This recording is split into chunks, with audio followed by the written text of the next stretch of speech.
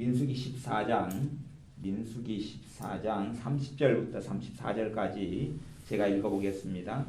여분네의 아들 갈렙과 눈의 아들 여호수아 외에는 내가 맹세하여 너희로 거하게 하리라 한 땅에 결단코 들어가지 못하리라.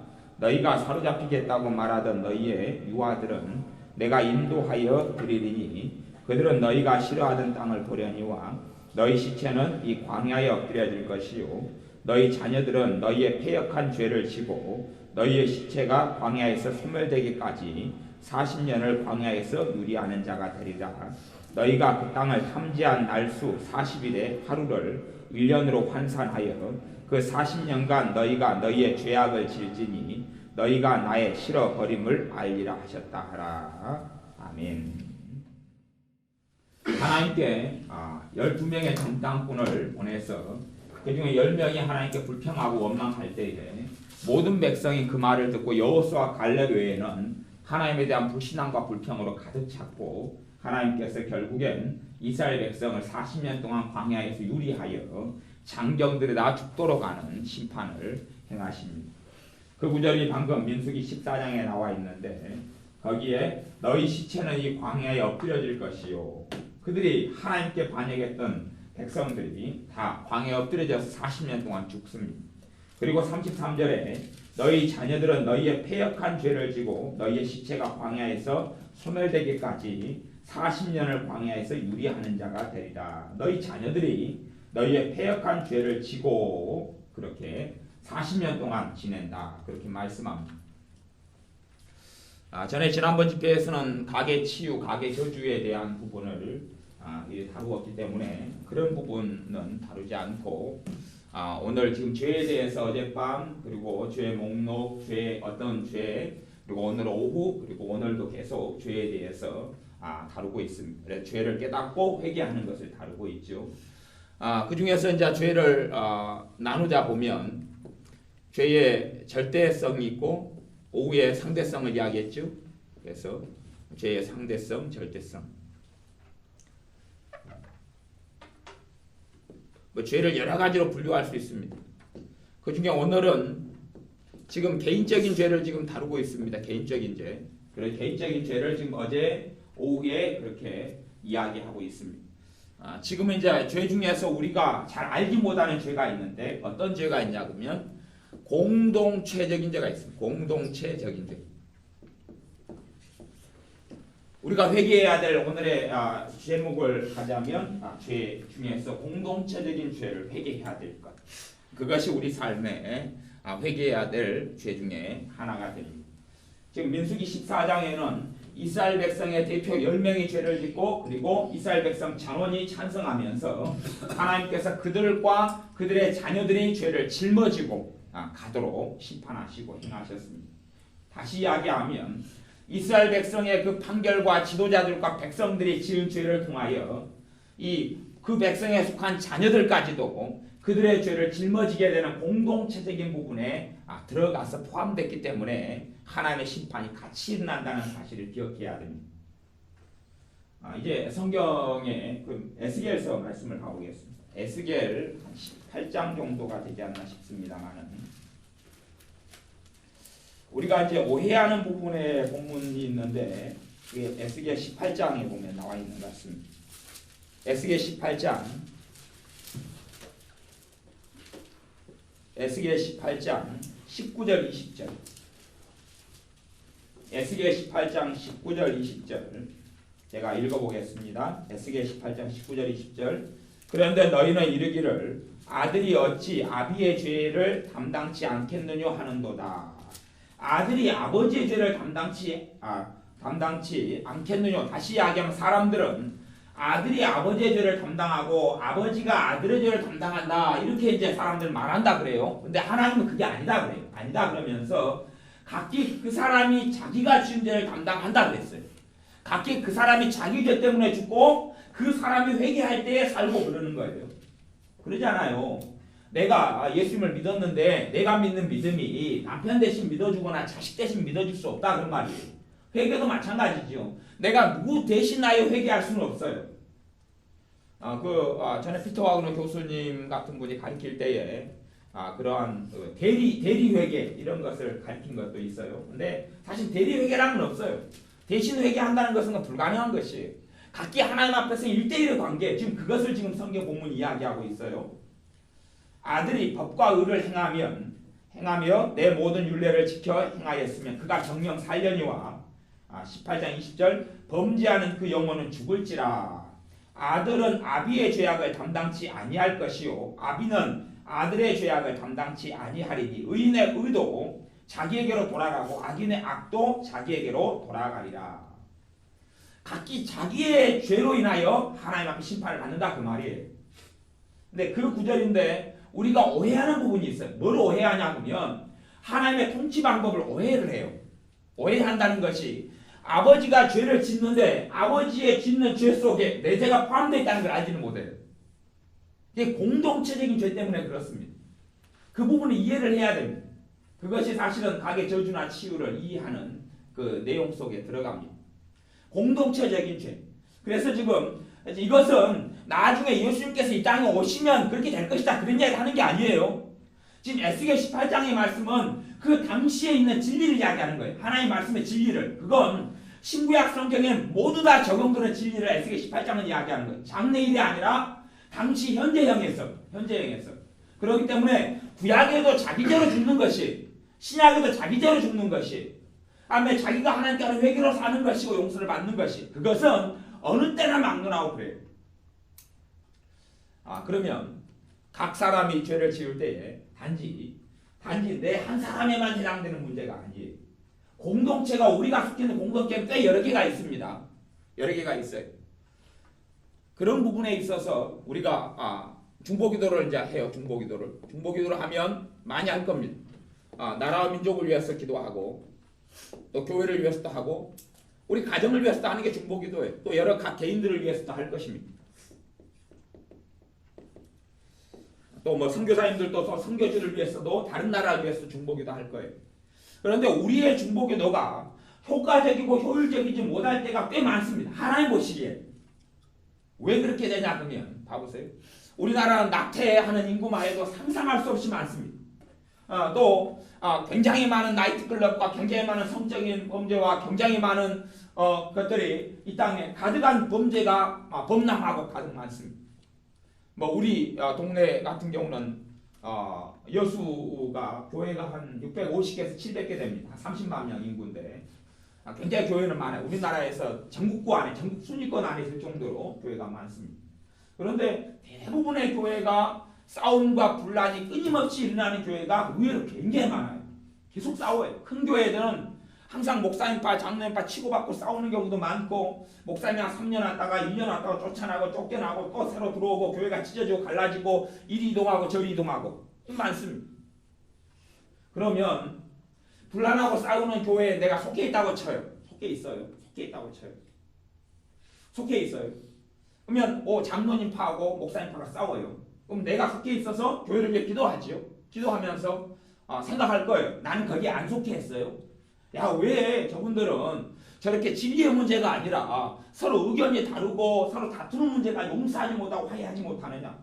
목사님파는 내가 승리했고 이겼습니다라고 기도하고 우리가 이기게 해달라고 기도하고 장로님파는 자신이 이기게 해달라고 기도를 해요. 그러면서 멀리 떨어져 있어서 기도하는 분은 저들은 왜 그럴까? 하나님 화합하게 해주십시오. 하나님 하나 되게 해주십시오. 교회가 평안하게 해주십시오. 기도할 것입니다. 기도할 것이에요. 정말 좋은 기도고 바른 기도입니다. 문제는 뭐냐 그러면 나는 저 싸움에 들어가지 않았다고 생각하는 거예요. 나는 저 다툼 속에 안 들어갔기 때문에 나는 저 사람들 지은 죄하고 별로 상관이 없다고 생각하는 것이 이건 교회가 무엇인지를 모르기 때문에 그렇습니다. 교회가 무엇인지를 모르기 때문에 그래요. 주님께서 말씀하십니다. 주님은 머리고 우리는 몸이다. 주님은 머리고 교회는 몸이에요. 그러면 각기 지체는 각기 예수 믿는 사람은 한 몸인 지체에 불과해요. 그래서 손이 아프면 발이 아프지 않겠으며 또한 발이 아프면 다른 부위가 아프지 않겠느냐 그런 게 성경의 말씀이에요. 정말 교회는 서로 지체고 부분이기 때문에 한 군데가 아프고 힘들면 다른 것도 아픈 것이에요. 그것이 교회예요. 진짜 교회. 그렇다는 이야기는 교회란 공동체 속에 우리가 속해 있어서 다른 지체가 짓는 죄가 내가 짓는 죄의 부분이 있다 그런 말이에요. 이게 공동체적인 죄라 그런 이야기예요. 다른 사람의 죄를 짓고 있고 나는 죄를 안 지어요. 그런다 해서 내가 거기에 무죄하게 된다 그런 건 아니단 말이에요. 왜냐하면 공동체 속에 살아가면 내가 그 부분에 책임이 있습니까 없습니까? 책임이 내가 있잖아요. 그 부분에. 나 혼자 아무리 의롭고 거룩하다 그래도 저들이 더럽게 살고 거룩하지 않게 산다고 하면 나는 분명히 그에 대한 책임이 있어요. 안 그렇습니까? 우리가 형제가 두 명이 사는데 한 형제는 굉장히 바르고 의롭게 살고 한 형제는 못되고 폭력돼가지고 악한 대로 살아요. 그러면 내가 형제로서 저 형제에 대한 내 형제에 대한 책임이 왜 없습니까? 하나님 보실 때 너가 책임이 없다고 그렇게 말할 수 있겠습니까? 안 그렇지요. 형제로 태어났으면 형제는 환난을 위해 났다 그런 것처럼 내 형제가 환난을 당하고 고통을 당하고 죄 속에 빠져들면 내게 책임이 있습니다. 없는 게 아니에요. 교회 안에서는 주님 예수 그리스도 안에서 한 형제님, 한 형제. 장로님파가 싸우고 목사님파가 싸우고 나는 그 속에 안 들어갔다 할지라도 저들의 죄의 책임의 부분에 내가 있는 것이에요. 그것이 공동체적인 죄입니다. 그 죄를 하나님 나한테 묻습니다. 너는 저들을 위하여 눈물을 흘려서 기도했느냐? 저들을 정말 사랑했느냐? 묻습니다. 이게 교회에 속한 공동체적인 죄입니다. 사실은 저 같은 경우는 공동체적인 죄가 굉장히 많습니다. 교회에 속한 공동체적인 죄가 저 같은 경우는 굉장히 많아요. 왜 많냐 그러면 교회를 저 같은 경우는 한 20개를 신앙생활 했습니다. 20개 신앙생활 하다가 그런 경우 많지요. 교회에서 분란이나 문제를 나니까 제가 나왔지요. 빠이빠이 그러고 나와요. 나왔어요. 그래야 다른 교회 신앙생활을 또 해요. 물론 지역을 옮길 때도 나와요. 하지만 교회가 싸우고 다투고 영적으로 문제가 생기면 나는 떠나는 걸 선택하지. 아니면 안 떠나더라도 별로 관여를 안 하고 신경을 안 써버립니다. 안 보려고 그러지. 사실은 근데 주님께서는 너 죄의 한 부분이다라고 이야기하셔요. 공동체적인 부분, 공동체적인 죄. 나 혼자만 의롭고 깨끗한 게 아니에요. 나는 저들의 한 지체가 되어서 사는 것이거든요. 저들의 죄와 내가 결코 무관하지 않아요. 내 죄의 부분이 있는 것이에요. 왜냐하면 서로 간에 그리스도 안에서 형제들의 책임이 있기 때문에 그래요. 서로의 짐을 져야 되고 서로에게 복종해야 되고 서로를 섬겨야 되기 때문에 그래요. 그런 부분에서 우리가 어리석고 부족한 다른 지체에 대해서 판단하고 생각하고 왜 저 사람은 저렇게 살까? 왜 저거밖에 안 되지라고 할 때 하나님께서 내 기도를 기뻐하시지 않으세요.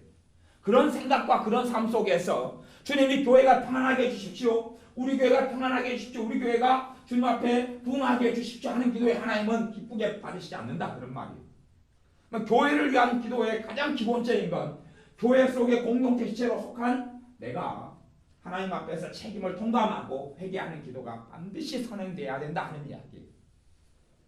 느헤미야가 자기 백성들이 고난받고 이스라엘 성벽이 예루살렘의 성벽이 회파된 걸 가지고 느헤미야 기도할 때에 나와 내 아비집이 범죄하였고 우리가 범죄했습니다. 느헤미야 1장에서 기도해요. 그런 기도에 대해서 느헤미야나 에스라나 또 다른 다니엘이나 그렇게 다 기도했어요. 이들이 자신의 죄에만 기도한 게 아니라 우리의 죄, 자기 열조의 죄, 조상의 죄를 가지고 끌어안고 하나님께 기도했어요. 그럴 때에 하나님께서 이들에게 응답해 주셔요. 왜냐하면 누구보다도 의롭게 산 사람들이 성경에 몇 명이 있는데 그 중에 한 명이 사무엘 같은 사람, 욥 같은 사람, 또 다니엘 같은 사람들이 의롭게 살고 주님 앞에 정말 무흠하게 살아갔던 사람들은 다시 이야기하면 성령 충만한 사람들이었고 하나님 뜻대로 산 사람들이에요. 그들이 백성의 죄와 백성의 문제를 만났을 때에 먼저 자기 죄부터 회개함. 왜냐하면 백성의 한 일원이 자신이기 때문에 그래요. 에스라가 했던 회개 기도를 제가 한번 읽어보겠습니다. 백성들의 죄가 드러났을 때, 백성들의 범죄가 드러났을 때에 에스라가 하나님께 그렇게 회개하고 기도합니다. 나의 하나님이여 내가 부끄러워 낯이 뜨뜻하여 에스라 9장 6절에 있는데 나의 하나님을 향하여 얼굴을 들지 못하오니 하나님께 부끄러워서 얼굴을 들지 못하겠다. 왜? 자신은 범죄하지 않았는데 누가 범죄했어요? 백성들이 범죄했어요. 그런데 왜 에스라가 이렇게 기도할 수밖에 없느냐? 에스라는 백성의 지도자거든요. 백성의 지도자이기 때문에 백성이 지은 죄의 부분이 에스라, 지도자인 에스라에게 없다 말할 수가 없는 것이에요. 책임이 없다 말할 수가 없어요. 속옷과 겉옷을 찢은 대로 무릎을 꿇고 나의 하나님 여호와를 향해 손을 들고 말하기를 나의 하나님이여 내가 부끄러워 낯이 뜨뜻하여 감히 나의 하나님을 향하여 얼굴을 들지 못하오니 이는 우리 죄악이 많아 정수리에 넘치고 우리 허물이 커서 하늘에 미칩니다. 우리 죄가 많다고 우리 죄악이 많다고 고백하지요. 나라 민족을 위한 기도가 응답되지 못하거나 하나님께서 잘 받으시지 않는 이유 중에 하나도 그런 것이에요. 나라와 민족 속에 우리는 속해 있잖아요. 우리는 그 이론이다 그 말이 한 이론이에요. 하나님께서 과거 AD 70년에 예루살렘과 유다를 심판하셨어요. 심판하실 때 유다와 예루살렘 다 멸망했어요. 그리고 다 흩어지고 수없이 많은 사람들이 죽임을 당했어요. 로마의 투토 장군에 의해서 그랬어요. 그럼 그 가운데 성령 충만한 신자가 왜 없었겠어요? 기도하는 사람이 왜 없었겠어요? 있었어요. 있었지만 하나님 유다를 심판할 때 다 같이 심판을 받았어요. 이사야나 예레미야 선지자 때에 심판이 도래하고 임했어요. 하지만 예레미야 선지자 것에 여유가 되지 않았어요. 왜냐하면 예레미야의 나라는 그대로 남아있고 그냥 유다 나라, 예레미야와 상관없는 유다가 멸망한 게 아니라 그 말이에요. 선지자고 하나님께 바르게 살아가지만 그도 민족과 백성이 한 일원이에요. 그래서 하나님의 심판에서 예외가 되지 않습니다. 공동체이기 때문에 그래요. 국가 공동체, 민족 공동체. 그러니 하나님께서 받으시는 기도는 내가 민족 공동체, 국가 공동체로서 짓는 죄를 회개해야 됩니다. 나는 음란하지 않아요. 하지만 음란에 대한 기사가 많이 떠오르고 나타나면 내가 국가 공동체, 민족 공동체로서 그 죄를 안고 회개해야 돼요. 그럴 때 하나님께서 나를 기뻐하시. 그게 내 죄의 몫이 있어요. 내 죄의 몫이. 북한이 김정일이가 또 전에 김일성이가 포악을 안고 악을 행하고 북한의 공산당 무수히 많은 공산당들이 악과 포악을 행했어요. 하지만 북한을 위해 기도할 때도 반드시 알아야 돼요. 북한은 우리 민족이에요. 우리의 동족이에요. 동족이기 때문에 그들이 공산당이지만 그들이 지은 죄의 부분에 내 죄의 부분이 있다는 것을 알아야 돼요. 한민족이거든. 한민족이에요. 6.25처럼 북한과 남한이 전쟁이 벌어진다 그랬을 때 나는 의롭게 살고 나는 성령 충만하게 산다고 쳐도 내게 전쟁이 없는 게 아니에요. 북한과 남한의 전쟁이 있을 때 나도 전쟁의 여파 속에 들어갑니다. 왜냐하면 내가 민족 공동체, 국가 공동체의 일원이기 때문에 그래요. 그런 부분에서 우리가 인식하지 못하는 죄의 부분이 뭐냐 하면 공동체적인 죄를 인식하지 못해요. 공동체적인 죄. 교회 안에 속해 있으면 교회 안에 속할 때에 나는 의롭고 깨끗한 것 같아도 교회 안에 다툼과 싸움이 일어나면 분명히 내게도 그 책임이 있어요. 선지자에게 그렇게 하나님께서 이야기했어요. 선지자 에스겔에게 선지자의 사명이 무엇이냐, 책임은 무엇이냐. 악인들에 대해서 너가 악한 길에서 돌아오라고 이야기할 때에 그들이 돌아오든 안 돌아오든 그들이 안 돌아오더라도 너에게 책임이 없지만 너가 그들에게 이야기하지 않아서 돌아오지 않고 그들이 멸망하게 되면 너에게 그 핏값을 찾겠다 그랬어요. 왜? 죄니까. 선지자로서는 백성의 지도자로서 책임이 있잖아요. 같은 일원이잖아요.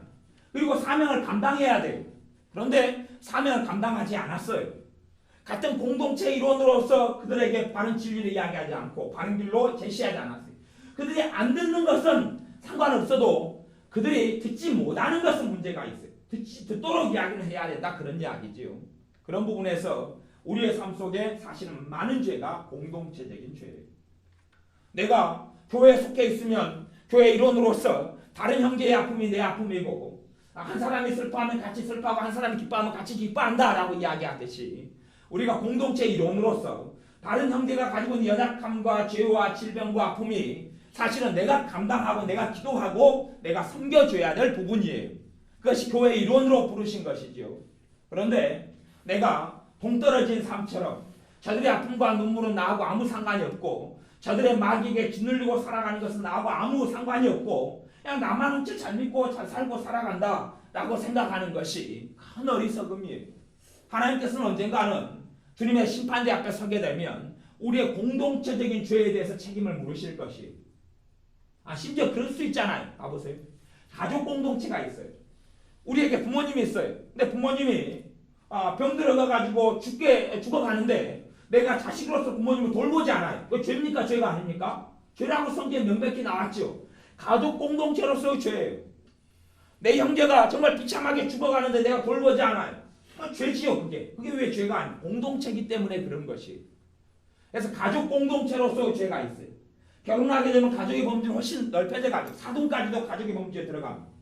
가족 공동체, 또 교회 공동체, 국가 공동체, 민족 공동체, 그 죄가 우리 안에 많이 있습니다.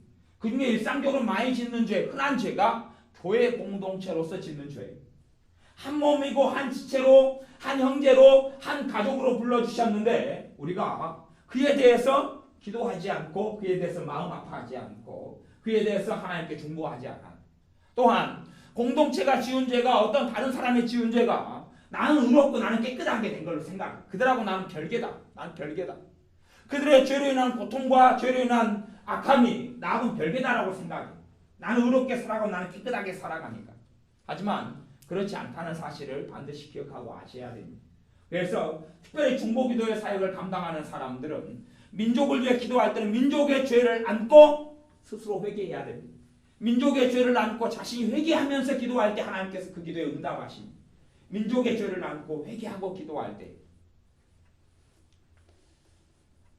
성경 에스겔 22장을 제가 찾아 읽어보겠습니다. 에스겔 22장 29절부터 31절까지. 에스겔 22장 29절부터 31절까지 제가 읽습니다. 이 땅 백성은 강포하며 늑탈하여 가난하고 궁핍한 자를 압제하였으며 우거한 자를 불법하게 학대하였으므로 이 땅을 위하여 성을 쌓으며 성 무너진 데를 막아서서 나로 멸하지 못하게 할 사람을 내가 그 가운데서 찾다가 얻지 못한 고로 내가 내 분으로 그 위에 쏟으며 내 진노의 불로 멸하여 그 행위대로 그 머리에 보응하였느니라. 나 주 여호와의 말이니라.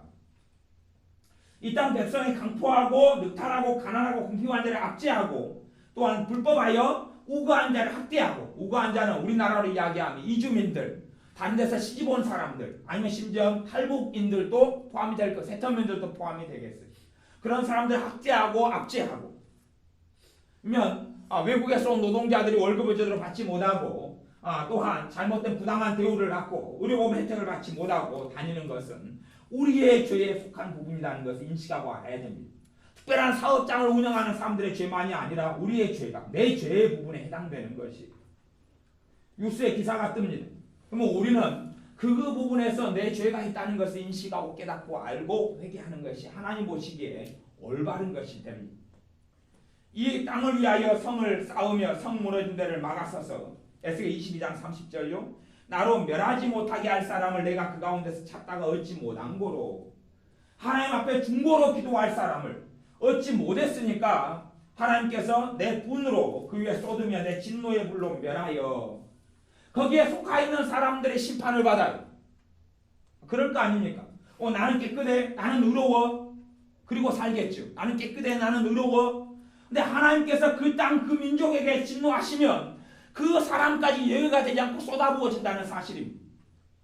이스라엘과 유다를 심판하실 때에 유다의 청년으로서, 청소년으로서 믿음대로 산 젊은 사무엘, 젊은 다니엘의 세 친구들, 정말 믿음으로 산, 어릴 때부터 믿음으로 살았는데도 포로로 끌려가잖아요. 하나님의 심판이 예외가 되지 않는다 그 말입니다. 다 그 안에 속해 가지고 있어요. 내가 아무리 의롭게 살고 나만 주님 앞에 뜻대로 산다고 해서 다 되는 건 아닙니다. 내가 정말로 주님의 뜻을 알면 그 다음에는 반드시 하나님의 부르신 소명은 뻔한 것입니다. 하나님의 부르신 사명은 사실은 뻔한 것입니다. 뻔한 게 뭐냐 그러면 에스겔 22장 30절입니다. 에스겔 22장 30절이에요. 하나님의 부르시는 사명은 뻔한 것입니다.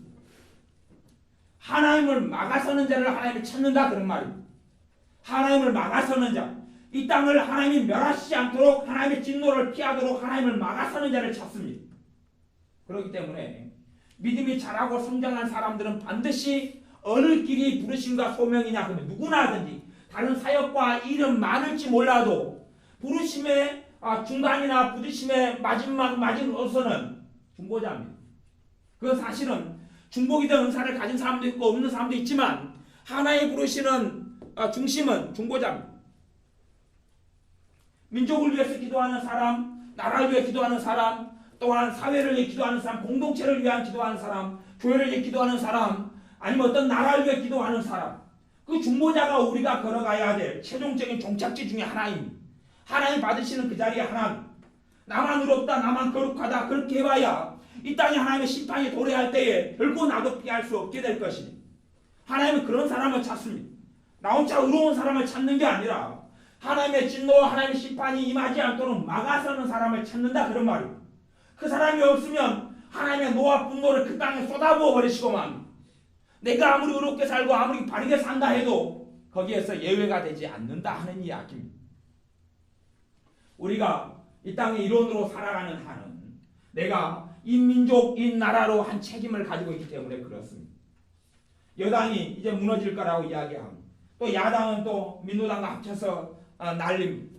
나라가 어떻게 흘러가는지는 몰라도 단지 나라에 안 좋은 것, 정치인에 안 좋은 것, 대통령의 문제가 있는 것 등등의 여러 가지를 보고 학생의 폭력의 사태 여러 가지를 보지만 그 안에서 실제로 하나님 보실 때 우리는 우리의 죄를 발견해야 됩니다. 우리의 죄악을 발견해야 됩니다. 아이들의 폭력 사태를 보고 힘들어하지만 실제로 사실 하나님이 보실 때 너는 어린 생명들 위해 기도했느냐라고 물으시면 할 말이 없는 거죠. 너는 어린 생명들이 하나님께 바르게 자라고 양육하고 이 땅에 청소년들이 바르게 세워지기 위해서 너가 막아서는 자가 되었느냐라고 물으시면 사실은 비난하고 왜 이러느냐 엉망이다 이야기하지만 기도하지는 않는 것이. 그들을 위해서 한탄하고 말하지만 그들을 위해 하나님께 기도하는 중보자가 되지는 않는다 하는 것입니다. 그렇기 때문에 그 진리를 깨달은 사무엘 선지자는 그렇게 이야기했습니다. 내가 너희를 위하여 기도하는 자를 쉬지 않겠다. 기도하지 않는 것이 죄다 그런 거죠. 누구를 위해서요? 너희를 위해서. 너희가 누구냐 하면 이스라엘 백성이었어. 이스라엘 백성을 위해서 기도하지 않는다면 나는 죄 짓고 있는 것이다 라고 사무엘 선지자가 이야기하는 것입니다. 모든 사람에 대한 이야기는 아닐 것입니다. 그러나 최소한 주님을 아는 자, 주님을 뜻을 구하는 자, 주님을 닮아가는 자에게는 어느 정도 성장한 자에게는 다 사무엘에게 해당되는 것이 사무엘이 백성을 위해 기도하지 않는 것이 죄가 되었던 것처럼 주님을 아는 자는 사실은 백성을 위해서 민족을 위해서 공동체를 위해서 기도하지 않는 것이 죄라는 것을 반드시 깨닫게 될 것입니다. 왜냐하면 자기가 그 민족과 공동체의 한 일원이기 때문에 그렇습니다. 우리가 신앙생활을 해오면서 각 교회를 위해서 기도하지 않은 것, 또한 교회를 위해서 기도할 때 교회가 평안한 문제가 안 되는 교회가 힘들고 어려울 때에 교회에 속한 지도자가 교회에 속한 성도님이 집사님이 짓고 있는 죄에 대해서 내가 오히려 거룩한 척 나는 괜찮은 척 생각하고 그들을 판단하고 비판하고 정죄하긴 했지 그들의 죄를 끌어안고 주님께 나아가 기도하고 또 나아가서 그들의 죄가 내 죄의 한 부분인 것을 깨닫지 못하고 회개하지 않는 것, 그것이 우리가 짓는 죄인 것을 깨닫고 회개하셔야 됩니다. 공동체적인 죄, 공동체적인 죄. 그래서 우리가 회개해야 될 죄가 공동체적인 죄. 내가 가족의 공동체로서 가족의 일원을 위해서 기도하지 않는 것, 형제 일원을 위해서 기도하지 않는 것. 결혼했으면 이제 여자로서는 시동생도 있고 시누이가 있겠죠. 시동생 시누이가 내 가족이 됩니다. 내 가족이 넓은 가족이 돼요. 그들을 위해서 내가 기도하지 않는 죄. 물론 우리의 삶은 한계가 있기 때문에 항상 기도할 수는 없습니다. 그렇게 될 수는 없어요. 항상 기도할 수는 없어요. 뭐냐면 내 자신을 위해서 기도하고 또 얼마의 기도점을 가지고 기도하기에도 사실은 부족한 시간이 많기 때문에 그렇습니다. 대신에 어떨 때는 기도가 필요하느냐 하면 시동생이 있다면 시동생이 어려움을 당해요. 아니면 시동생이 잘못된 삶으로 빠져버려요. 그럴 때는 내가 그들을 위해서 그들을 놓고 비판하고 비난하거나 정죄하기보다 그들의 죄의 한 부분에 내 책임이 있다는 것을 통감하고 하나님께 첫째 필요한 건 회개 기도입니다. 두 번째는 그들을 위해서 중보하는 것이 그때는 필요합니다. 항상 할 수는 없지만 내 가족과 내 형제가 위기와 어려움 속에 처했을 때 중보 기도가 필요합니다. 나라와 민족을 위해서 하나님께 특별한 사명을 받은 사람은 그래도 쉽게 기도할 수 있겠지만 특별한 사명을 받지 않는 사람은 기도하는 게 쉽지는 않을 것입니다. 그러나 모든 이 땅의 백성들과 특별히 신자들은 언제는 기도해야 되느냐? 나라와 민족이 위기 속에 있을 때는 반드시 기도할 사명과 책임이 있다는 사실입니다. 나라와 민족이 위기 속에 있을 때 기도하지 않는 사람은 문제가 심각한 것이. 내가 우리 집에 사는데 우리 집이 큰일이 났어요. 우리 집 불이 났어요. 불이 다 타오르고 있는데 내가 집에 속한 사람으로서 불구경해요. 오, 잘 탄다, 잘 타. 누구 집인지 몰라도 잘 탄다 그러면 아마 정신 나간 사람이다 그럴 것입니다. 내 집이 불타면 내가 큰일 났다고. 내가 큰일 난 거예요. 지금 내 집이 불타니까. 내가 큰일 난 거예요. 내 아버지가 다쳤어요. 그럼 누가 큰일 난 겁니까? 내 아버지도 큰일 났지만 나도 큰일 난 것이 아버지의 자식이니까. 내 나라와 민족이 큰일 났으면 그 내가 큰일 난 것이 내일이거든요. 내일. 올해는 선거가 있습니다. 대통령 선거도 있고 국회의원 선거도 있죠. 그럼 우리에게는 큰일이죠. 큰일이 되지 않고 아이고 맨날 그놈이 뽑히니까 에이 선거고 뭐가 다 필요 없다. 아니면 아무리 기도해도 맨날 똑같으니까 뭐 국회의원을 뽑게 해달라고 아니면 대통령이 잘 되게 해달라고 하나님의 사람이 되게 해달라고 기도하는 것이 무슨 필요냐. 그런 다음에 하나님 보시기에는 결코 정당하지도 바르지도 않습니다. 정당하지도 바르지도 않아요. 너가 분명히 여기에 속한 일원일지인데 너는 지금 뭐하고 있느냐? 라고 물으실 것이에요. 우리가 살고 있는 시가 있습니다. 그 시의 시장을 뽑는다면 내가 그게 무관심해. 기도하지도 않아요. 그러면 너는 거기에 속한 자이냐? 라고 물으실 때에 우리로 하여금 하나님 보시기에 죄가 없다라고는 절대 이야기 안 하실 것입니다. 공동체거든. 아무도 책임지려 하지 않는다면 지금 시대가 가까이 올수록 시대가 점점점 주님 오실 때가 되어져 갈수록 사람들은 책임지려 하지 않습니다. 아무도 책임지려 하지 않습니다. 고위 공무원들도 실컷 사고를 수십억 수십조까지도 사고를 쳐놓고 돈을 혈세를 낭비해놓고도 전혀 책임지지 않습니다. 그냥 나 몰라라 그럽니다. 하나님의 사람들은 책임을 느끼는 사람들이 돼야 됩니다. 그리고 이 나라 민족이 어려워질 때에 기도하는 사람이 돼야 됩니다. 책임을 통감해야 합니다. 가족과 형제가 어려워질 때에 책임을 느끼고 기도하는 사람이 돼야 됩니다. 왜냐하면 그 부분에 나의 책임이 있기 때문에 그렇습니다.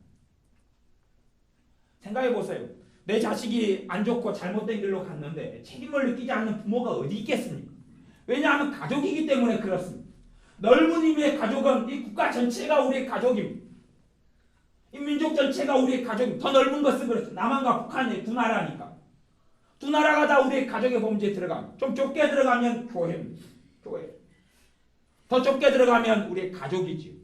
이게 다 우리의 가족 공동체에 속합니다. 민족 공동체, 교회 공동체입니다. 거기에 속한 사람으로서 우리가 문제는 내가 의롭다고 생각할 때 저들은 불결해, 저들은 악해, 저들은 못했어, 저들은 깨있지 않아, 저들은 죄가 많아. 우리나라는 젊은 여성들이 유흥업에 종사하는 여성들만 해서 통계가 한 200만?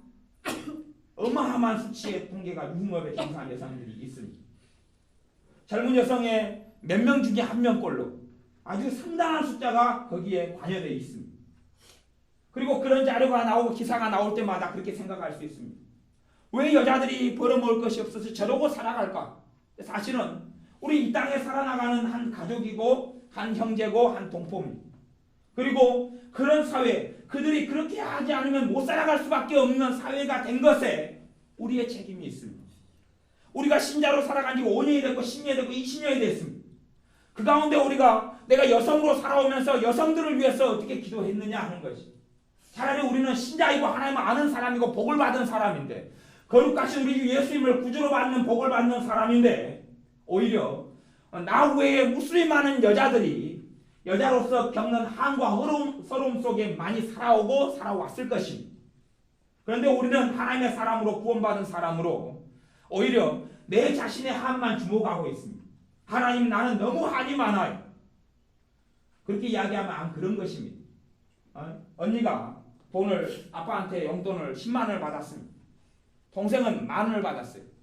그러니까 이 10만 원 용돈 받은 언니가 동생 10,000원 받은 동생한테 시기합니다.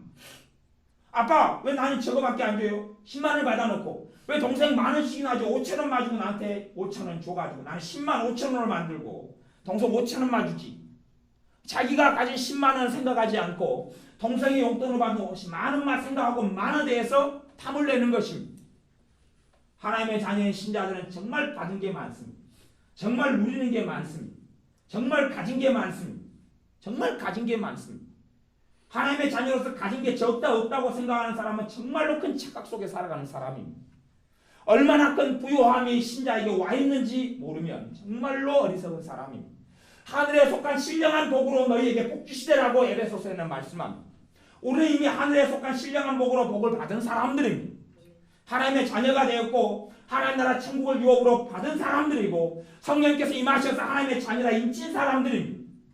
이를 쳤기 때문에 성령의 역사로 예배드리고 싶고 기도하고 싶고 기도하지 않으면 답답해지고 예배를 주일날 빠지고 나면 마음이 서운해지고 힘들어지고 왜요? 성령님이 그 안에서 행하시는 일입니다. 하나님의 자녀이기 때문에 행하는 것입니다. 하나님의 자녀가 아니면 그런 일이 없습니다. 하나님의 자녀가 아니면 기도를 안 했는데 아무런 꺼림이 없습니다. 하나님의 자녀가 아니면 성경을 보고 성경에 먼지가 끼어가고 있습니다. 성경 봐야 되는데 그런 마음이 안 듭니다. 하나님의 자녀가 아닌 사람은 그런 아무런 감흥이 없습니다. 완악해져가 완고해져 가는 사람은 성경에 먼지가 끼어가도 아무 생각이 없습니다. 3년 내내 성경을 안 봐도 마음에 꺼림이 없습니다. 그런 사람은 하나님의 자녀가 아니기가 쉬우니까 그렇습니다. 어쩌다가는 길 수도 있지만 대부분은 아닐 것입니다. 하지만 진정한 신자는 기도하지 않으면 답답합니다. 예배를 빠지고 나면 내가 드려야 될 참여해야 될 예배에 빠지고 나면 마음이 답답합니다. 왜냐하면 성령님께서 하나님의 자녀이기 때문에 역사하시고 일하시는 것입니다. 너 그렇게 해서는 안 된다고. 모이기에 힘을 써야 된다고. 기도해야 된다고. 하나님이 말씀으로 살아야 된다고 역사하시는 것입니다. 하나님의 자녀이기 때문에. 정말로 귀한 구원의 선물을 받았고 정말로 귀한 성령 하나님께서 우리에게 임하여 계십니다. 우리를 도우시려고 보혜사로서 카운셀러로서 헬퍼로서 도우시려고 성령님께서 우리에게 임하여 계십니다. 우리의 후원자로서 임하여 계십니다. 그것 이상의 큰 복이 어디 있단 말입니까? 결코 성령님께서 임하여 계신 자는 버림받은 사람도 아니고 잊혀진 사람도 아닙니다. 헐벗고 굶주리고 절망 속에 죽어갈 사람도 절대 아닙니다. 항상 그 자신은 나는 절망이 있어 나는 절망밖에 없으라고 착각할지 몰라도 성령님께서 계신 사람은 소망 가운데 있는 사람이고 비전 가운데 있는 사람인 것이 진리입니다. 아멘. 그 사람이 어떻게 착각하는지 몰라. 그건 착각에 불과하지.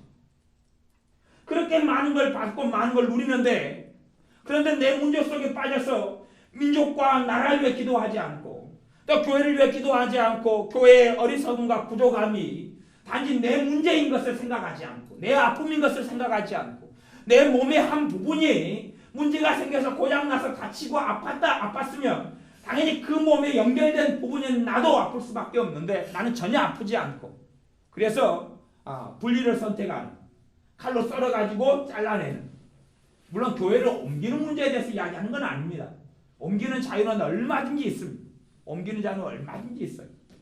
하지만 내가 한 교회에 속해 있을 때는 그리고 성령님께서 그걸 원하시고 이끄실 때는 내가 반드시 그 교회 지체로서 다른 공동체가 다른 지체들이 행하는 아픔과 어려움과 서글픔과 탄식이 나의 탄식이 되어야 주님께서 기뻐하시고 그렇게 되지 않으면 그에 대한 죄가 내게 있다는 것을 반드시 알아야 됩니다. 무지한 것이 아닙니다. 나는 의롭고 나는 깨끗하니 괜찮습니다 하는 것이 결코 아닙니다. 그래서 다니엘은 자기 민족을 위해서 기도하기를 쉬지 않고 멈추지 않았습니다. 기도의 사람인데 다니엘은 자기의 먹고 마시고 사는 것에 관심이 있는 게 아니라 자기 민족에게 관심이 있었습니다. 하나님의 사람 사도 바울은 자기 민족을 위하여 자신이 어떻게 되어도 좋다고 하나님께 심지어는 구원에서 떨어져도 좋다고 그랬습니다. 하나님의 사람 모세가 자기 민족을 위해서 내 생명체에 하나님의 생명체에서 나를 지워달라고까지 탄원했습니다. 그것이 진짜 하나님의 사람들이 걸어갔던 길입니다. 마찬가지로 신자들은 하나님 백성을 위해서라. 물론 이 나라의 민족을 위해서 우리에게 탄원하고 기도해야 되지만 궁극적으로는 우리가 속한 나라는 하나님의 나라고 하나님의 백성의 공동체이기 때문에 그 하나님의 자녀들이 바르게 서고 바르게 살고 하나님을 영화롭게 하기 위한 것이라면 정말로 우리가 사도 바울처럼 아니 모세처럼은 탄원하고 기도할 믿음은 없어서 그렇게까지는 되기 어렵다 할지라도 우리가 반드시 애통하면서 기도해야 될 책임이 있습니다. 생각해 보십시오. 신앙생활을 하면서 시간이 흘러가면 은혜는 떨어져 갑니다. 은혜는 떨어져 가요. 신앙생활 연수가 증가해 갈수록 성령의 충만한 역사는 일반적으로 약해져 가고 사라져 갑니다. 그러면 그 근원적인 이유가 사실은 있습니다. 여러 이유가 있지만 그 중에 하나는 지금 죄를 이야기하고 죄가 죄 때문에 그렇습니다. 무슨 죄냐 그러면 봐보세요. 애가 태어났어요. 5살짜리. 자기만 알아요. 정상입니까? 비정상입니까? 정상이. 5살짜리가 지만 하면 정상이지요. 5살짜리가 무슨 배려를 얼마나 배우고 안단 말입니다. 뭐 10살짜리가 그럴 수도 있어요. 인형을 하나 주니까 서로 가지려고 애를 써요. 제가 이벤트에 당첨이 안 되는 사람인데 이번에 이벤트에 하나 참여했는데 당첨이 됐어요. 그래가지고 인형이 하나 왔어요. 무슨 인형? 테디. 테디. 곰 테디. 테디베어. 테디베어가 하나 왔어요. 테디베어가 하나 왔어요. 테디베어가 교회에 도착했어요. 그래서 야 누가 이것을 가질래? 그랬더니 애들이 서로 가지겠다고 난리예요. 교회 애들이 서로 가지겠다. 일단은 교회 그 테디베어를 원하고 사모하는 사람이 20명이 가까이 됐어요. 누가 도대체 이걸 가질래? 당연히 아무도 양보하지 않죠.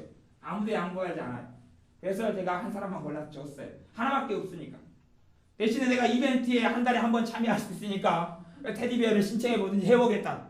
대신에 테디베어는 못 먹는 것이 곰인형이니까 먹는 걸로 한 번씩 해볼 테니까 그때 오면 그때 봐가지고 오면 또 주겠다. 대신에 좀 몇 년 기다릴 생각을 해라 그랬습니다. 어린아이가 이기적인 것은 별 문제가 없습니다. 그럴 수 있어요. 그럴 수 있어요. 그런데 20살이 됐습니다. 치킨을 하나 주문했어요. 20살짜리가 여동생이 있는데 혼자 다 먹어버렸어요. 왜? 혼자 다 먹고 싶으니까. 그러면 엄마한테 직살나게 혼나야 됩니다. 왜냐하면 컸잖아요. 컸어요. 컸으니까 누구도 돌아볼 줄 알아야 됩니까? 자기 형제도 돌아볼 줄 알아야 됩니다. 자기 형제도 돌아볼 줄 알아야 돼.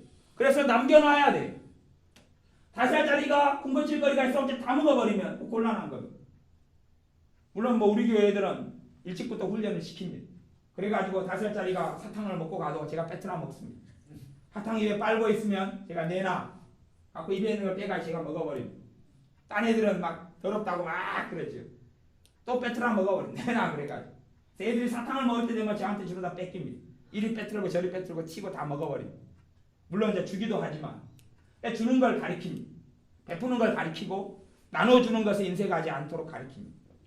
그런데 우리가 커가도 나만 안다면 30살이 돼도 자기밖에 몰라요. 30살 돼서 이제 결혼했어요. 애도 낳았어요. 아내도 있어요. 치킨을 샀어요. 아빠가 남편이 혼자 먹어버려요. 사실은 그런 진리가 있습니다. 우리 식구들 가운데 무슨 진리가 있냐 그러면 집에 가면 과자가 있어요. 과자가 있으면 보통 아이들 과자잖아요. 근데 과자 이름이 붙었어요. 아빠 과자. 사실 아빠가 먹는 과자예요. 집에 가면 아빠가 먹는 과자가 이렇게 쌓여있어요. 사실 그런 것도 있어요. 근데 그거야 그럴 수 있지만 아빠도 과자 좋아하니까. 그런데 나이가 30이 돼가지고 자기만 챙기고 자기만 알고 간다면 그건 이상한 사람일 거예요.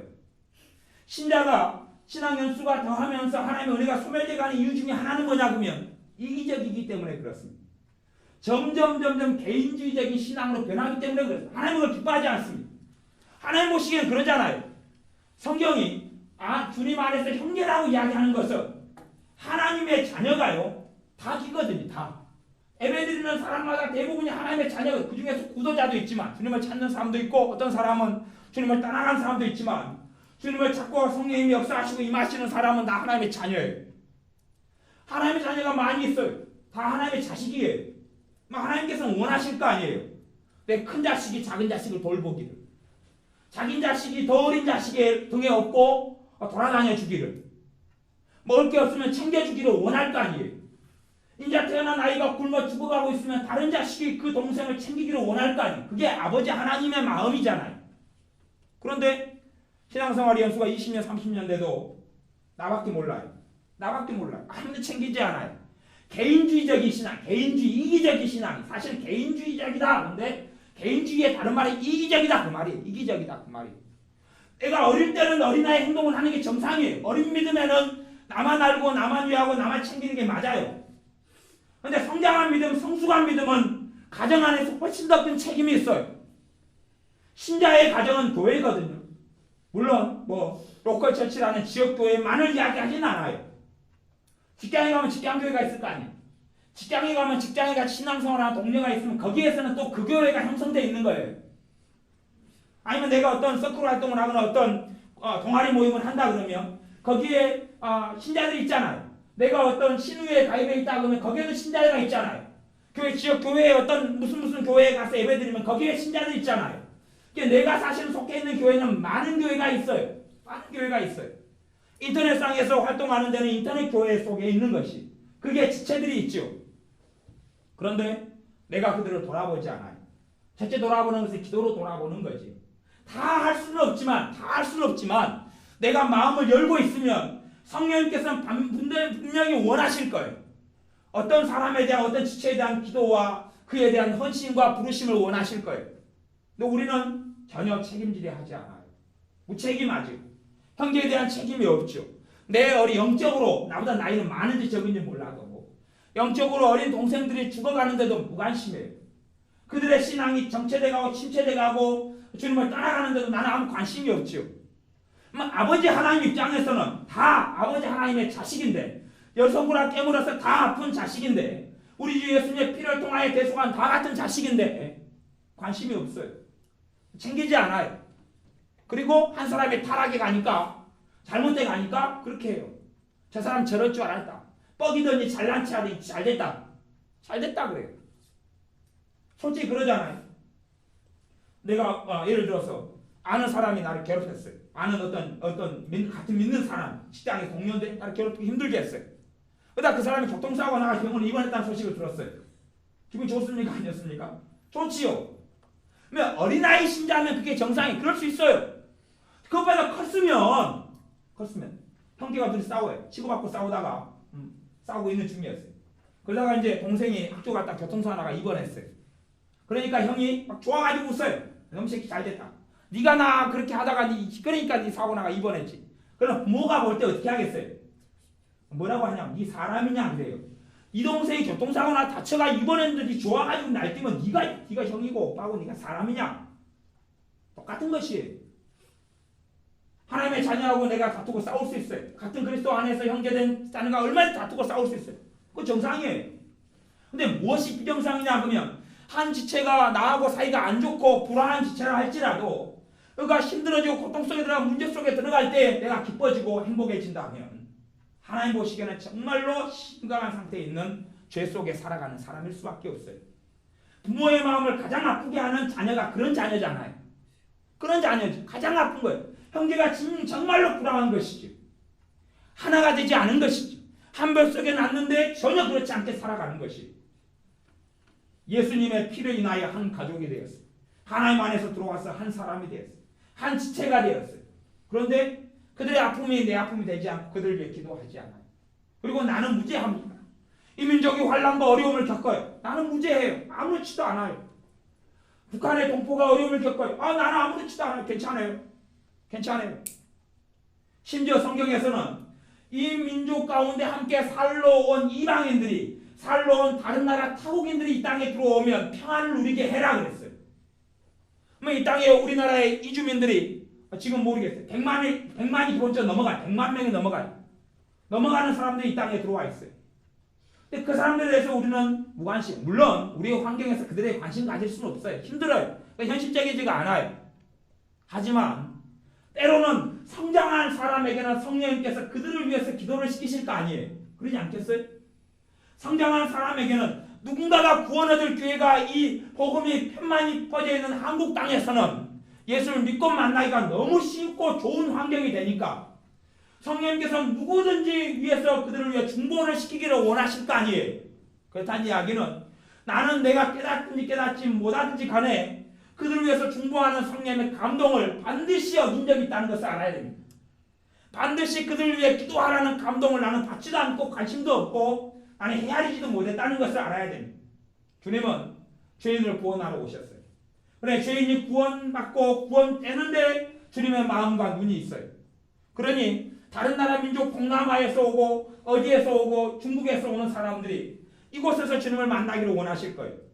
하지만 우리는 관심이 없어요. 그들이 영원히 구원받는 관심이 없어요. 심지어 불신자가 구원받기를 주님이 원하실 거예요. 그러면 어떤 죄가 우리에게 있겠어요? 내 주변에는 불신자가 있을 거예요. 불신자가. 내 주변에 주님을 알지 못하는 사람이 있을 거예요. 그들을 위해서 주님은 우리를 통해서 기도하도록 했을 거예요. 분명히 그랬을 거예요.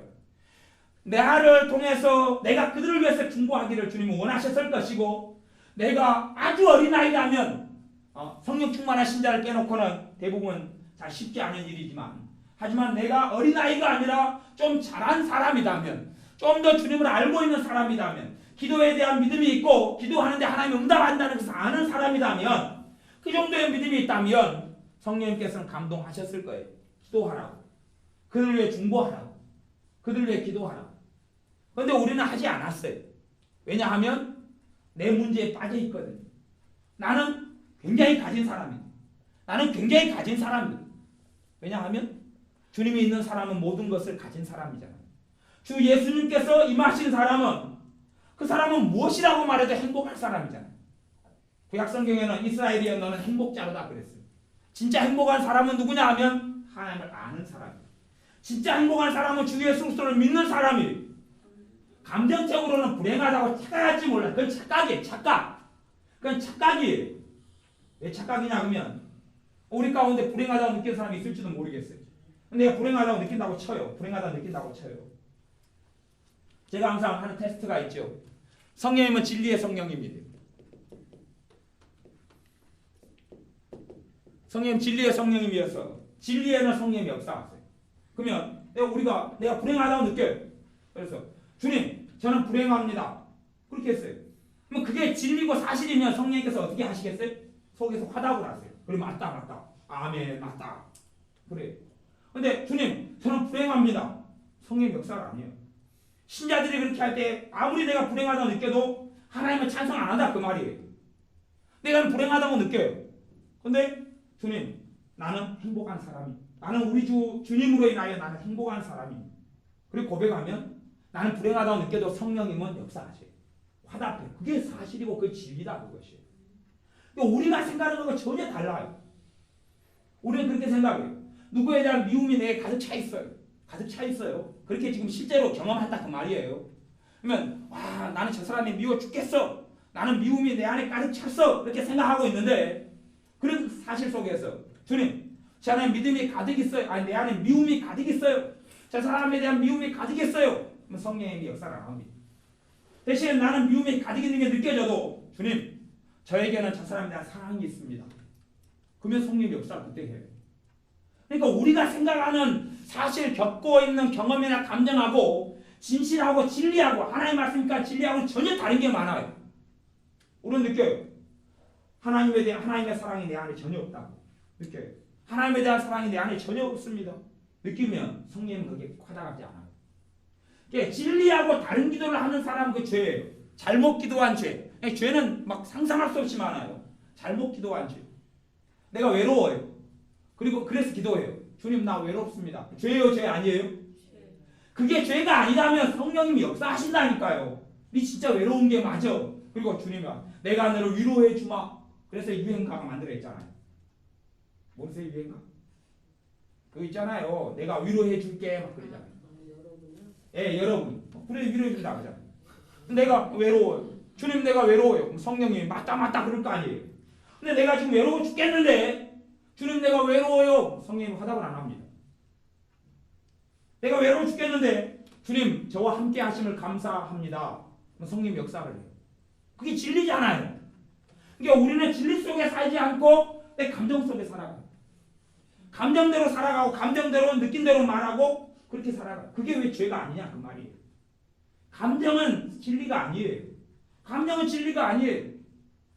누가 미워서 죽을 것 같아도 하나님 나 저 사람 미워서 죽일 것 같아요 하면 성령님은 화답 안 합니다. 주님 저 사람이 나는 지금 미워 죽겠는데 사실은 나는 내 영으로는 저 사람을 사랑하고 있습니다. 성령님은 화답해요. 왜냐하면 사랑이신 하나님이 내 안에 임해 있잖아요. 사랑의 원작 폭탄보다 더 강력하신 분이 우리 안에 계시잖아요. 어떤 사람이 저 사람이 미워 죽겠어요. 우리는 사랑할 능력이 없죠. 사랑할 능력이 우리는 없어요. 그래서 주님 나는 저 사람을 사랑하고 싶은데 사랑할 힘이 없습니다. 저 사람을 나 도무지 사랑할 수 없어요. 성령의 역사를 안 합니다. 성령의 역사를 안 해요. 왜냐하면 사랑이신 분이 내 안에 들어와 있기 때문에. 그래서 나와 하나가 돼서 역사하고 계시는 중이거든요. 나는 저 사람을 사랑할 능력과 힘이 있습니다. 왜냐하면 주님이 내 능력과 사랑할 능력과 힘에 원천되시기 때문입니다. 그러면 성령님이 그때 역사하세요. 그게 진리이기 때문에 그래요. 우리의 기도가 진리대로 기도해야 돼요. 감정대로 말하고 사는 것은 굉장히 큰 어리석음. 그런 기도로 인하여 짓는 죄가 기도로 인하여 짓는 죄. 느껴지는 대로 말하고 기도하는 것이 옳은 것이 아니에요. 이 밤에 기도할 때 말씀을 나눈 몇 가지 죄를 가지고 기도했으면 좋겠어요. 기도로 인한 죄. 그렇지. 기도로 인한 내 감정대로 기도하는 거예요. 감정이 드는 대로 말 외롭습니다. 그러면 주님 외로워요. 막 그냥 슬프면 주님 슬픕니다. 막 성질 나타나면 주님 성질나 죽겠어요. 근데 사실은 그건 성질나 죽겠는 게 아니에요. 성령님이 계셔서 소망 대신 주님이 계시고 나의 믿음 대신 주님이 계시고 사랑 대신 주님이 계시기 때문에 믿음, 소망, 사랑이 항상 함께 있을 것이다 그러잖아요. 누구와 함께요? 신자와 함께.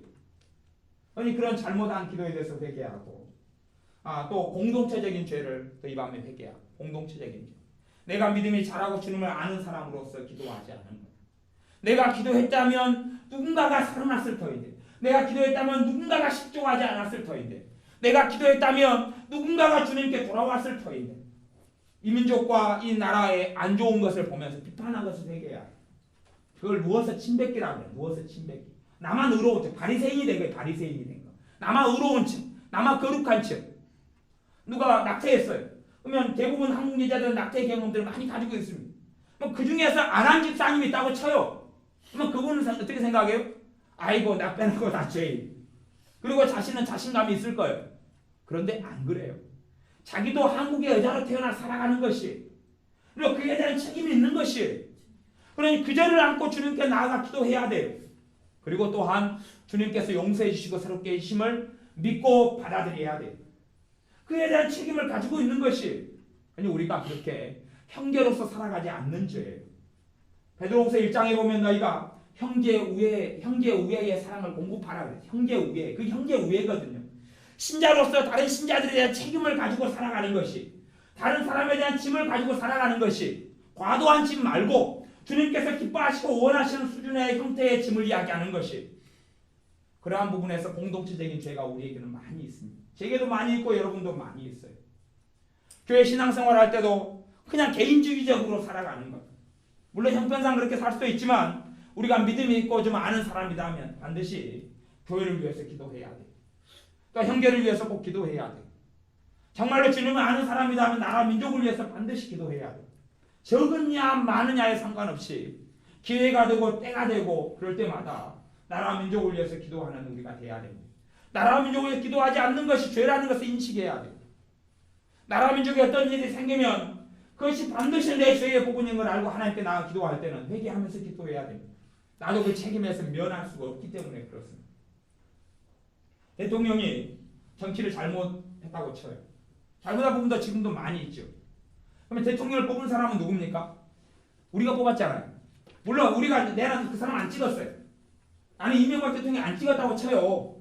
하지만 헌법에 뭐라고 우리는 동의했냐 그러면 이 나라 민족으로 살면 헌법에 동의한 것이죠. 헌법에는 다수결의 원칙에 합의하겠다는 것이에요. 다시 이야기하면 내가 안 찍었어도 당첨됐으면 누가 뽑은 거예요? 내가 뽑은 것이 되는 거예요.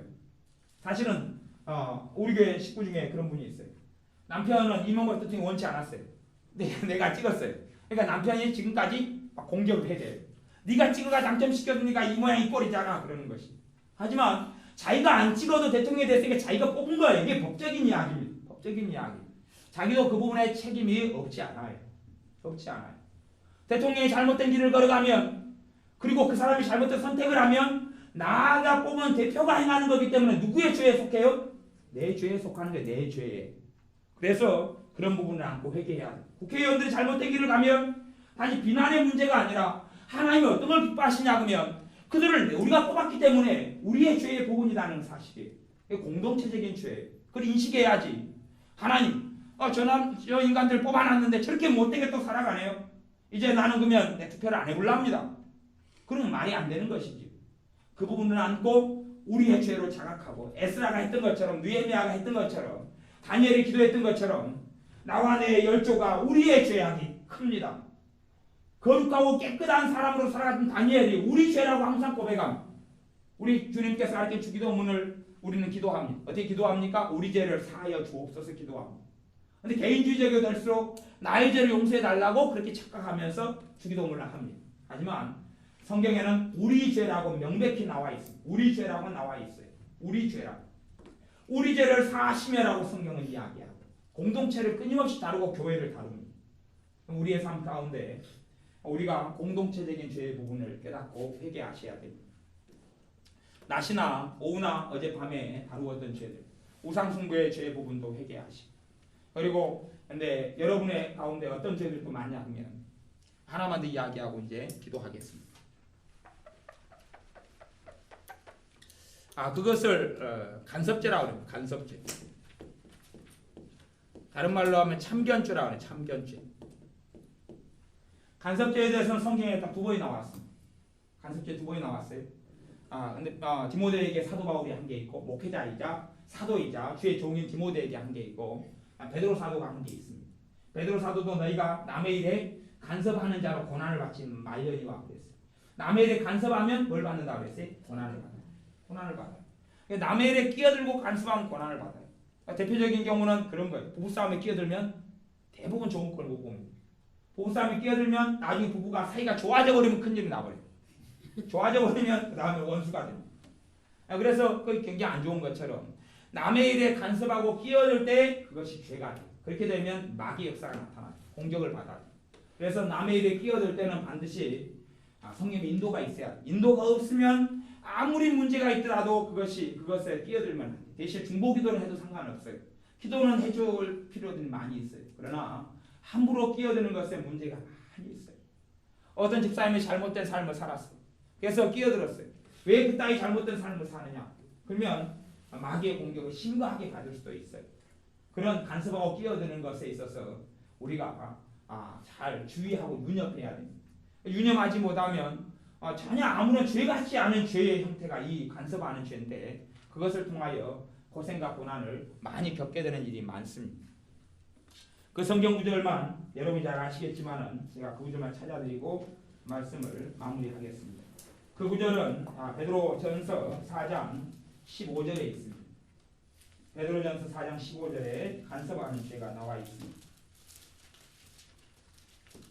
4장 15절을 제가 읽어보겠습니다. 너희 중에 누구든지 살인이나 도적질이냐 악행이나 남의 일을 간섭하는 자로 고난을 받지 말려니와.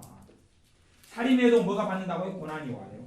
도적질에도 고난이 와요. 악행을 해도 고난이 와요. 왜? 죄가 있으면 마귀가 역사하기 때문에. 이건 지금 신자들에게 하는 이야기인데 신자들.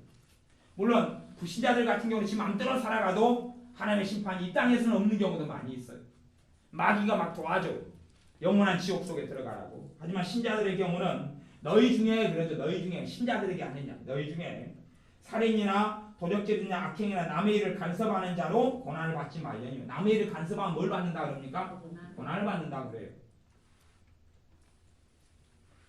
이게 이 간섭죄가 굉장히 미묘해가지고요 많이 짓게 되는 죄에 속합니다. 그런 이제 우리가 굉장히 거룩한 일처럼 짓는 간섭죄도 몇 가지가 있는데 좀 어려운 이야기입니다.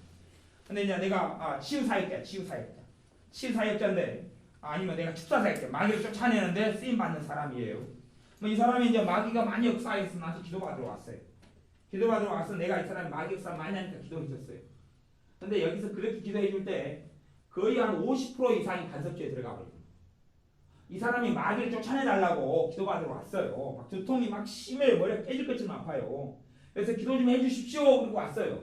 내가 두통이 하나님 이분이 두통이 심하답니다. 두통이 고쳐주십시오. 기도를 했어요. 뭐 절반 이상이 간섭죄에 들어가 버린다니까요. 그러면 간섭죄에 들어가면 그 두통이 누구에게 오겠어요? 기도 사역자한테 와버려요. 갖고 이 사람 내가 하면 머리가 깨질 것처럼 아파요. 왜 간섭죄가 되냐면 이 사람이 두통을 있는 거예요. 두통이 정상적인 두통이라면 그건 간섭죄가 아니에요. 근데 죄로 인한 두통이라면 내가 그것을 끼어들면 안 돼요. 죄로 인한 두통이라면 주로 머리에 두통이 오는 것은 여러 가지 죄인데 대표적인 죄는 근심과 염려를 많이 한 사람의 두통이 와요. 머리를 누가 공격해요? 마귀가. 근심과 염려를 어디에서 합니까? 이 뇌에 살 거 아니에요. 그러면 이 뇌 부분이 죄를 많이 지으니까 마귀 영토로 넘어가 버려요. 그러니까 두통이 일어나죠. 일반적인 이야기예요. 그러면 사역자가 이 사람의 두통을 없애려면 사탄의 공격이죠. 사탄 공격으로 인한 두통이라면 근심으로 인한 두통이라면 없애려면 그냥 두통은 예수님으로 떠나갈지어다 하면 안 돼요. 그렇게 하면 안 되고 이야기해요. 성도님 걱정으로 혹시 죄 지으셨다면 회개하십시오.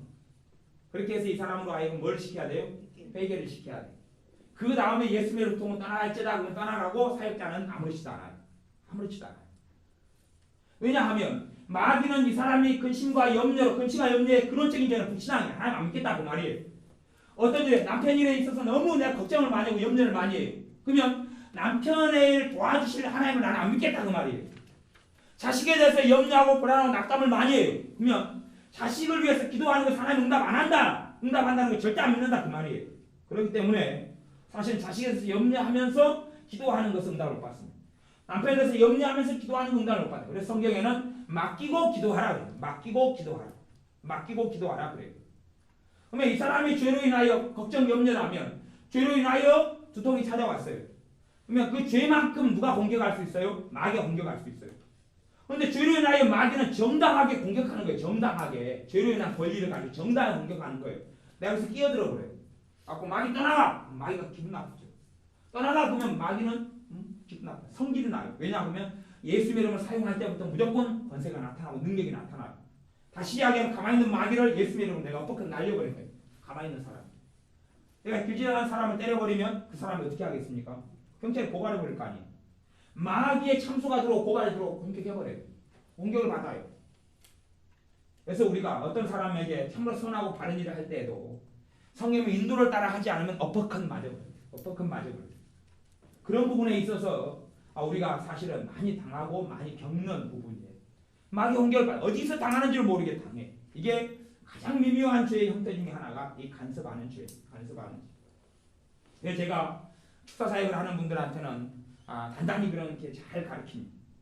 잘 가르쳐서 회개를 반드시 시키라고 가르쳐요. 회개를 시키고 회개가 안 되면 따라하게 해서라도 그래서 기도를 해보고 또 영감이 오는 대로 혹시 이 사람 용서하지 못한 문제에 매여서 이렇게 아파가는 것 같으면 용서하도록 이렇게 하고 혹시 용서하지 못한 사람이 있으면 용서하는 기도를 같이 하자고 시간을 주고 그렇게 용서를 하게 하면서 마귀를 쫓아내고 떠나게 할 때 그렇게 할 때 마귀에서 떠나고 사역자도 안전하게 되어요. 간섭죄를 짓지 않으니까. 그런 것처럼 우리가 다른 사람의 일과 문제에 쉽게 끼어들고 조언하고 말하고 그래서 보통 목사님들의 어떤 영적인 상태가 갈수록 악화되어 가는 경우가 일반적입니다. 실제로 그래요. 실제로. 목사님들이 새벽마다 예배드리고 기도하고 주일날 예배 인도하니까 영적인 상태가 갈수록 좋아지면 좋은데 목사님들이 간섭죄를 잘 지어요. 성도님들이 어떻게 하면 감나라 배나라 그래요. 직장 생활에 있어 감나라 배나라 조언을 하기를 참 좋아해요. 성령이 인도하지 않으면 조언할 때는 간섭죄가 되는 거예요. 그래서 사도 바울도 디모데에게 목회자 디모데에게 너가 간섭하는 죄를 짓지 말아라 그랬어요. 그런데 우리는 쉽게 간섭하려고 그래요. 내가 영적으로 앞서 있고 우월할 것 같으면 그 사람이 지도자 입장에 서가지고 자주 그래요. 지도자를 할지라도 하나님께서 허락하지 않고 인도하지 않을 때 간섭하는 것은 죄가 되어져요. 사역할 때도 간섭죄가 참 많다 그런 거예요. 사역할 때도 간섭죄가 많아요. 그러면 하물며 인간관계 속에서도 간섭죄가 굉장히 많다는 거 알아야 돼요. 다시 이야기 봐보세요. 뭐 특별한 경우입니다. 자 말씀을 마무리할 텐데 어떤 집사님이 돈 문제가 안 풀려요. 돈 문제가 안 풀려요. 이게 제가 특별한 경우다 그랬어요. 돈 문제가 안 풀려요. 글쎄 왜 안 풀릴까로 이끌려고 작정기도를 했어요. 근데 돈 문제가 또 안 풀려요. 안 풀려요. 특별한 경우예요. 안 풀려서 이제 그분하고 대화를 좀 이렇게 했어요. 대화를 좀 했더니 어떤 목사님 개척교회 목사님을 물질적으로 한 3년 후원했어요. 3년 후원했어요. 이분이 정말 성공하고 잘 나갔어요. 이게 이분이 미장원을 했는데 막 1억 이상을 뭐 1년에 벌고 막 그러는. 이게 잘 나가요. 어마어마하게 잘 되는 거죠. 그렇게 했는데 돈을 많이 벌었는데 그분을 3년 후원하면서 쫄딱 망했어요. 개척교회 목사님을 돕고 목사님이 어렵고 교통사고 내면 그 돈 대주고 월세 대주고 다 그렇게 했어요. 그렇게 했는데 3년 전에 쫄딱 망했어요. 그리고 이제 나 앉았어요. 가고 거지가 됐어요. 가고 이제 저한테 와서 목사님 같이 기도를 했어요. 성령님께서 저한테 가르쳐 주신 게 뭐냐 그러면 하나님께서 기뻐하지 않는데 헌금을 했다는 거예요. 무슨 말이냐 그러면 봐보세요. 그래서 이 목사님은 어렵게만 되면 이 집사님한테 손을 뻗쳐요. 도와달라고. 하나님께서는 주의 종을 다룰 거 아니에요. 그지요? 주의 종이 한 사람의 종으로서 많은 사람을 바로 세우도록 도우겠죠. 다루어 가요. 성장시키고 연단시키시죠. 그러면 돈이 없어요. 주의 종이 돈이 없어요. 그러면 종이 없으면 이 주의 종이 누구를 의지하겠어요? 하나님을 의지하지. 하나님 의지하는데 의지해서 하나님이 도와줘야 되는데 이 사람이 먼저 도와줘요. 돈 문제 해결됐죠. 그러면 이 주의 종은 누구 의지에 이제 돈이 어려워지면 사람 의지하죠. 그럼 이 주의 종을 망치는 범인이 누구예요? 이 사람이 이분이죠. 이분이에요. 그래서 주의 종을 잘못된 길로 이끌어요. 간섭하는 것이죠. 끼어드는 것이죠. 하나님의 타이밍까지 기다려야 되는데 불쌍하다 그러니까 인간치 연민이 막 일어나요. 저한테도 우리 교회에도 수없이 많은 편지가 오고 인터넷으로 메일이 와요. 그리고 어렵다고 도와달라고 그래요. 그리고 돈 좀 보내달라고 그러고 구제해달라고 그러고 물론 사람들이 많이 찾아요. 이번에 신정되니까 돈 받으러 많이 왔대요. 돈 받으러 많이 왔어요. 하루에 몇 명이 찾아왔더라고. 신정이라고 돈 달라고. 아까 왔다가 또 다른 사람이 또 가슴 터치하고 또 돈 받으러 왔다가 또 다른 사람이 왔다고 3명 왔죠. 신정이 주일날 3명 왔어. 신정이 1월 1일이니까 돈 받으러 왔어요. 수고하러 오셨군요. 근데 뭐 그런 건 괜찮아요. 그렇게 만원 뭐 3만원 뭐 주는 거 괜찮아요. 괜찮은데 우리가 그런 부분에서 하나님께서 누구를 다루고 있어요. 가령 하나님이 내 동생을 다루고 있다고 쳐요. 근데 내 동생이 어려우니까 내가 다 도와줘 그래요. 이런 부분에서 형제 사랑하고 또 하나님이 다루는 것하고는 또 차이가 있다는 걸 꼭 아셔야 됩니다. 형제가 어려워요. 근데 하나님이 지금 다루고 있어요. 하나님 다루고 있어요. 내가 도와줘 버리면 형제는 주님의 사람이 안 되버려요. 그리고 나 의지해. 언니 도와줘. 그러면 이제 내가 죽을 때까지 똥 닦아줘야 돼요. 이 사람이 자기 발로 서야 될까요? 모든 사람은 자기 두 발로 서야 됩니다. 그래서 1대1로 하나님을 찾고 하나님을 경배하는 하나님의 제사장이 돼야 됩니다. 그런데 이제 어린아이가 되어버려요. 어린아이 의지하는 사람이 되어버려요. 어떨 경우는요. 제가 그래서 이 집사님은 회개를 했어요. 회개를 시켰어요. 잘못 그런데 끼어들어가지고 그리고 그분이 물질적으로 탐욕이 있는 목사님, 남자 목사님인데 부부 목사님과 사모님인데 탐욕이 있고 그리고 사람을 의지하고 인간적이고 그러니까 그런데 헌금한 것을 회개를 시키고 그리고 그런 데에 있어서 하나님이 그러므로 이분을 쫑쳐버렸어요. 쫑쳐버려요. 물론 자기들의 책임이 있지만 이분의 책임도 같이 있어요. 그래서 물질 문제가 막아버린 거예요. 이게 제가 특별한 경우라고 이야기했어요. 특별한 경우. 근데 그런 문제도 있더라 그런 말이 있더라 그런 말. 이 간섭죄가 여러 형태와 원인으로 나타나요. 그런 중에 하나도 그런 거예요. 우리의 삶 속에 내가 저 사람을 지금 현재는 돕지 말아야 돼. 돕지 말아야 되는데 그 사람을 내가 도와줘버려. 도와주면 그 사람이 신앙성에서 바로 서지를 못해버려요. 서지를 못해. 그리고 잘못된 길로 빠져버려요. 인간적인 사람으로 변하고 주님의 사람, 성령의 사람이 안 되어버려요. 독립하지 못해요. 어린아이로 항상 남아요. 제가 어떤 집사님, 여자 집사님들의 그런 경우들이 있어요. 목사님, 우리 남편이 지금 사업이 어렵고 힘든데 제가 돈을 벌어야 될 것 같아요. 어찌하면 좋을까요? 제가 이야기해요. 절대 돈 벌지 말아라. 절대 돈 벌지 말아라. 집사님이 가서 직장생활하고 돈을 벌게 되면 남편이 비참하게 되고 어려워집니다. 남편이 어려울 때는 돈 버는 게 아니에요. 어떨 때는 벌어도 되냐 그러면 남편이 여유가 있고 직장이 잘 나갈 때는 벌어라. 그럼 괜찮다 그것은.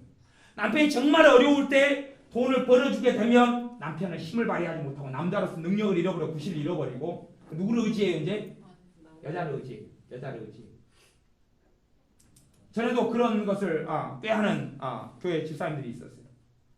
자기가 사업이 안 되니까 아내가 사업 능력이 있어요. 사업 능력 옛날에도 사업에다 돈을 벌었단 말이에요. 사업 능력이 있으니까 아내가 할 사업자를 알아보고 돌아다녀. 갖고 이거 사업해라 이거. 돈 벌어주라. 제가 절대 하지 마라 그랬어요. 싸웠어요. 막 싸워. 절대 하지 말아라. 절대 하지 마라. 하나님께서 남편 집사님 축복하지 않아요. 절대 하지 마라. 우리 안 했어요. 남편은 막 섬기려고 뿔라고 막 뒤집었고 그랬죠. 나 안 했어요. 안 했어요. 그리고 남편을 위해 기도해라. 지금 몇 년 지나서 돈을 정말 잘 벌고 있어요. 사업에 성공하고 있어요. 더 좋은 걸 받아 성공하고 있어요. 그러니까 사람들은 어리석어요. 그래서 남편을 어린아이로 만들어버려요. 자기를 의존하는, 아내를 의존하는 존재로. 1대1로 서서 남자는 특별히 거룩과 손을 들어 하나님께 기도하고 하나님과 1대1로 만나야 될 가장의 책임이 있고 남자는 특별한 이 여자와 아내와 남편이 있으면 남자는 머리라고 그랬어요. 하나님을 특별히 더 만나는 책임이 있는데 아내가 도와주고 짐을 들어줘버려요. 그러면 둘이 한 몸이긴 하지만 아내를 하나님을 의지하기보다 아내를 의지하게 돼요. 사실 이런 죄도 있어요. 그러면 전혀 풀려가지 않아요. 가정이 풀려가지 않아요. 멈춰야 될 때도 사실 있어요. 그런 것 때문에 우리의 삶에 어리석은 일들이 많이 나타나기도 해요.